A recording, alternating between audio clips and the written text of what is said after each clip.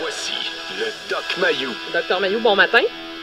Oui, bon matin. Des belles choses, Catherine, Raphaël, oui. Serge et Claude, oui. Allez-y donc. Et, ben oui, pour aller dans la même foulée que Raphaël, Oui. l'article est vraiment fascinant.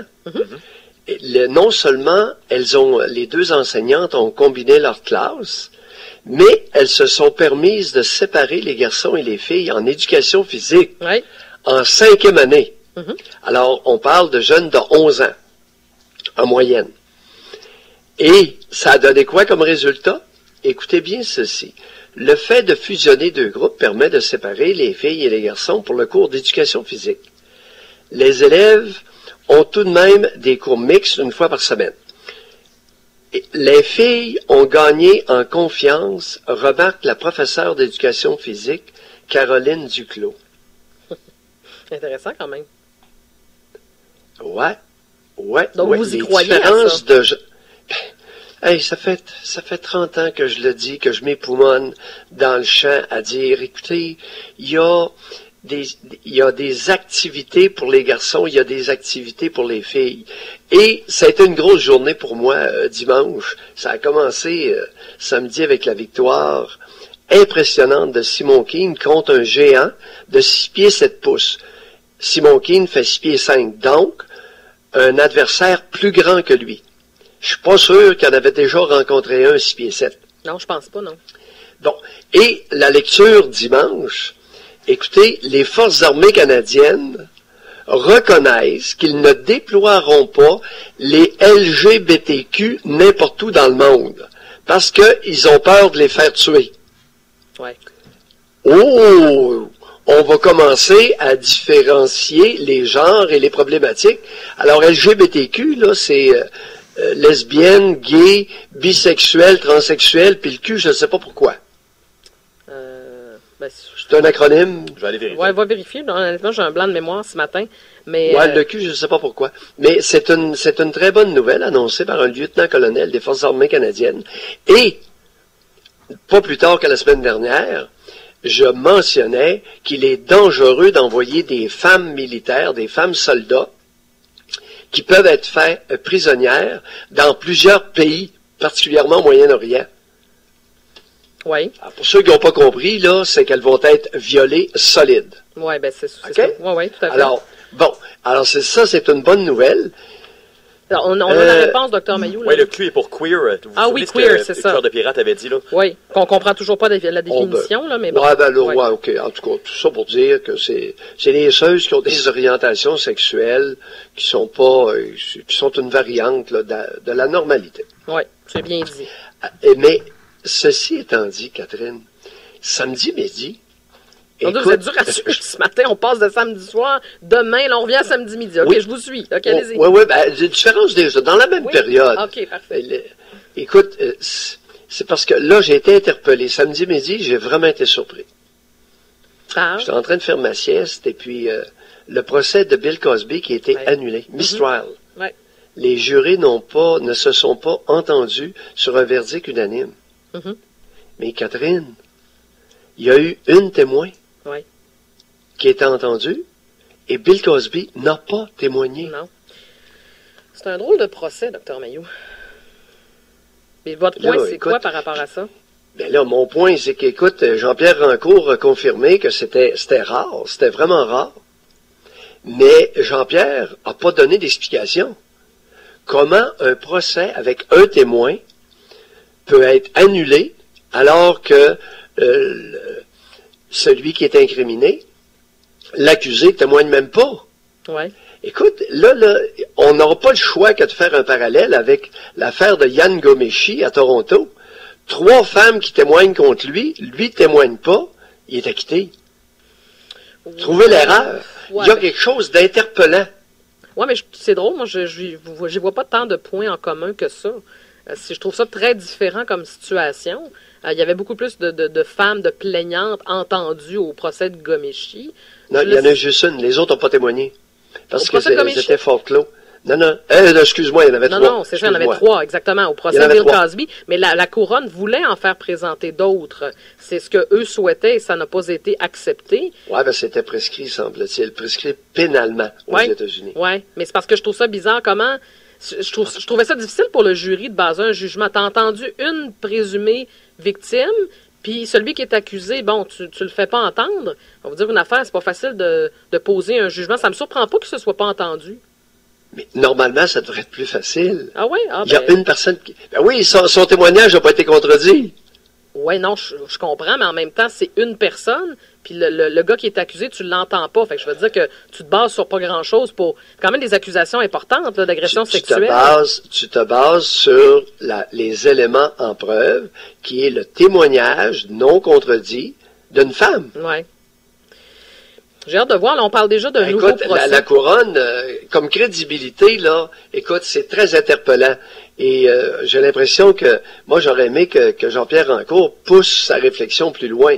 Il a fait une déclaration à TVA Nouvelle pour nous dire que, bon, c'était rare que ça arrivait comme ça. Habituellement, le juge retourne les jurés, leur parle un peu, il les cuisine, puis il les retourne, puis ça aboutit.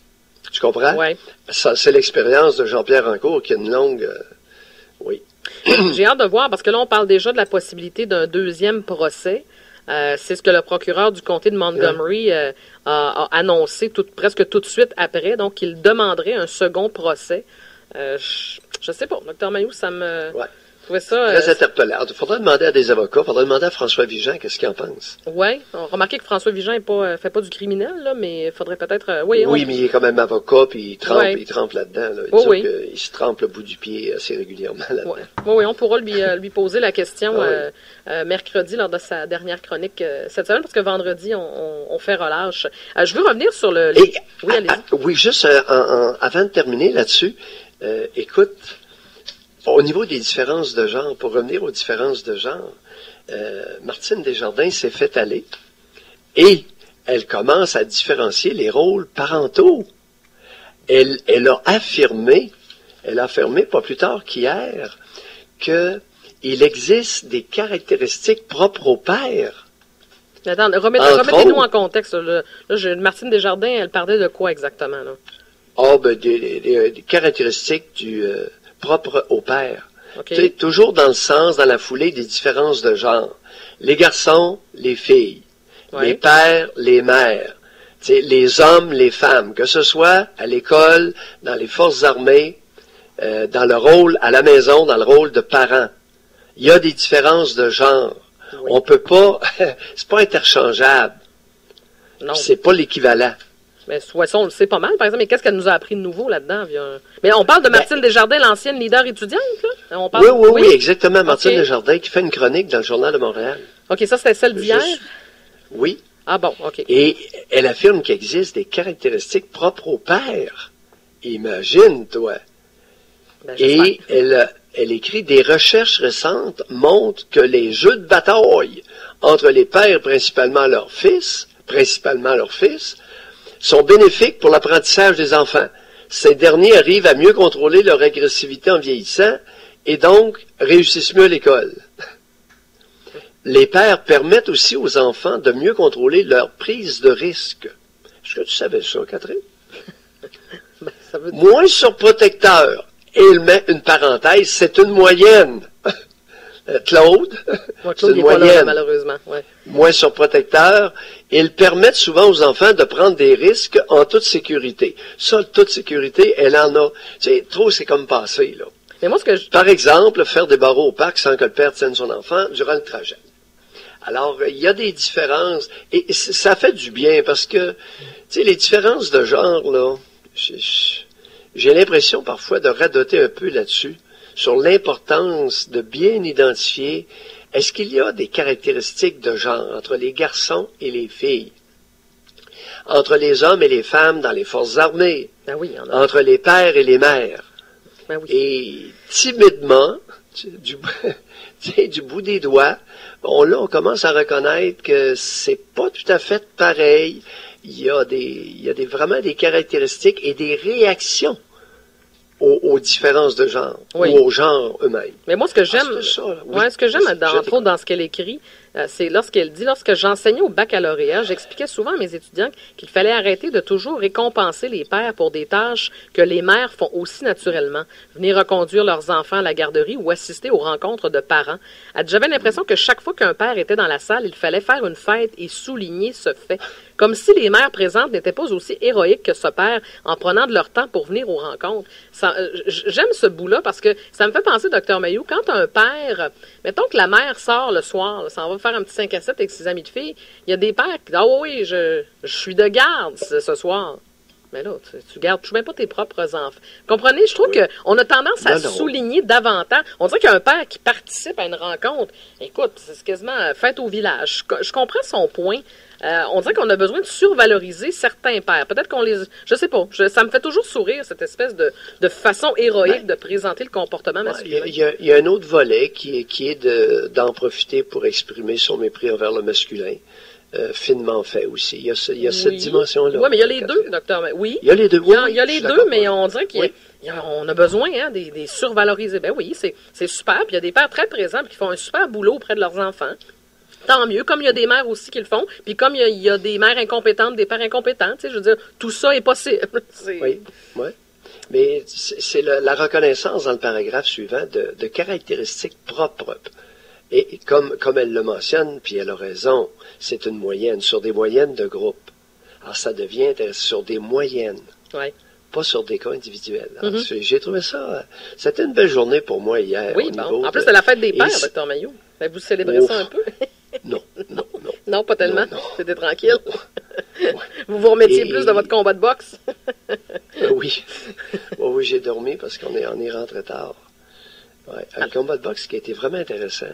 Oui, vous aurez la chance de saluer Simon. On va l'avoir dans peut-être une dizaine de minutes. Alors, vous resterez pas loin, Dr Mayou. Oui. Puis vous aurez la chance de vous entretenir avec lui en direct. On vous retrouve à 9h05 pour la commission, Dr Mayou, pour votre dernière semaine.